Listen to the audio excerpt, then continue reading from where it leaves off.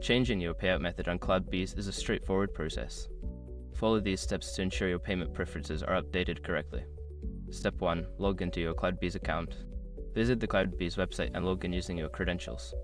Make sure you have access to the account for which you want to change the payout method. Step 2. Navigate to Account Settings. Once logged in, locate the Account Settings or Profile section. This is usually found in the upper right corner of the dashboard under your account name or icon.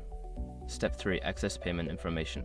In the Account Settings menu, look for section labeled Payment Information or Payout Methods. Click on this option to view your current payout methods.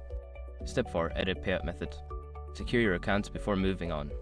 People seriously underestimate how often personal information gets exposed online now. Use SROC to monitor your accounts 24/7 and get notified immediately if your data gets leaked somewhere. It runs in the background, constantly scanning billions of breached records. And honestly, for how cheap it is compared to the value you get, it's worth it.